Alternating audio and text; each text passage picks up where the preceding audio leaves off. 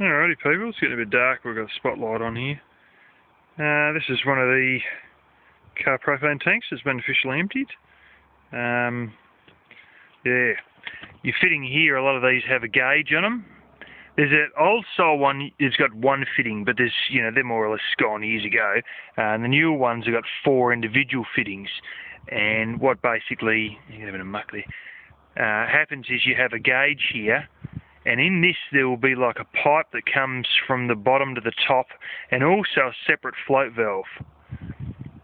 And then I thought, well, that's it. And one of them's a pressure release. I think it's that one or something, I can't remember. And then, yeah, it's that one that's a pressure release. And then this one here, you got another bloomin' stupid-looking float on a straight bit of wire held by a spring, and it just looks bizarre. I ended up getting a big bit of rod, and I just slammed in there and blew the shit out of it after trying to drill it for ages and nothing happened. And then I blew the shit out of it and fell all inside. And then this one here is another bit of pipe that goes right down into the bottom. And that I drilled the hell out of that for a long time and couldn't get there. In the end, I drilled through the actual pipe that goes down to the bottom, through the fitting and then through the pipe. And then I had one of the pieces of pipe that's gone through here, and I was wiggling it, trying to get metal fatigue on this bit of pipe that went to the bottom, and finally it fell off. I'll tell you, next time it's probably just going to be easy to get where all the fittings are and just go brr, brr, brr, and cut the whole bloody lot out and just re-weld another piece over and bloody forget it, because I've still got to weld another piece over the top of this anyway to cover all these holes up so the water doesn't leak out.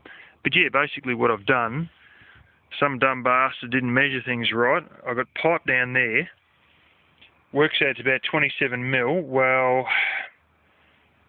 I ended up using part way along my tape measure. Didn't quite look well enough in my half-asleep state, and thought it was 22 mil, not 27.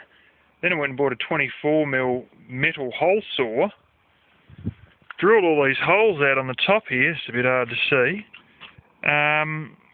With the idea of slipping these pipes through, and you find out after the holes are drilled that no, the pipes don't fit, because I measured the bloody things wrong at a very early hour in the morning when I was at the steel place.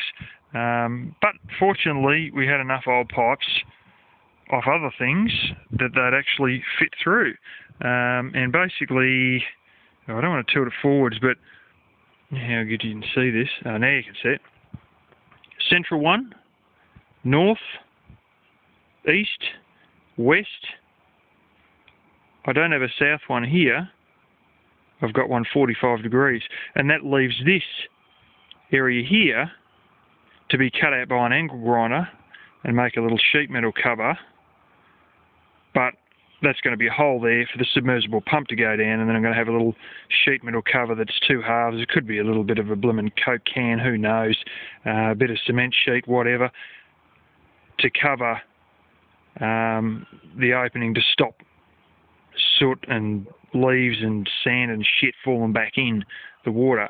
And I haven't done it yet, but I'm going to put a 1/2 inch hole through here in the base, and I'm going to have basically a welded bolt on, and then get a welded nut on, and then get a bolt covered with thread tape and belt it in as like a drain out point.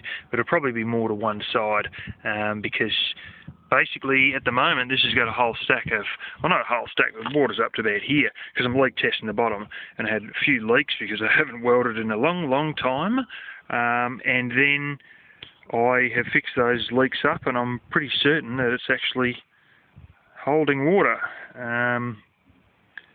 So yeah, but I've had a total experience of about 2 or 3 minutes on a MIG welder 6 years ago, and a few seconds while at air radiators, and and that was like, more than a year and a half ago, and here we are, first thing we're welding up.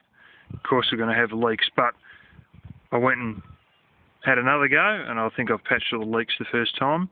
And with heat, it'll open all these leaks all up again, or any things that are a little bit too thin or possibly going to leak, they'll reopen the first time I use it with the heat of the fire. So I'm going to make a bolt-on firebox And when those bloody leaks reopen, which I'll be checking them after the first shower, then, you know, we can get stuck back in again and weld it again, but we'll only have to unbolt the firebox, not angle grind the damn thing off, and then fix it up, and then rebolt the firebox back on. And eventually it's going to be lugs coming off this to hold a cover of some sort, and there's going to be basically fiberglass insulation in here, and also probably sucking insulation like the silver paper in there as well to try and hold the heat in. But the idea is that the smoke goes from the bottom up out through the top, and you are probably correct. There's wind's blowing. There's not going to be enough for all the smoke to get out, so I might have to make a second chimney, which is a bit unfortunate, but you know, we ended up using smaller pipes than we intended to, and you know, we could have probably had a couple more pipes, but you know, and we could still stick a couple more in. It might not be a terribly stupid idea to put a few more in if I get a larger hole saw. But anyways, starting to rain on me now, so yeah, sort of show you all that.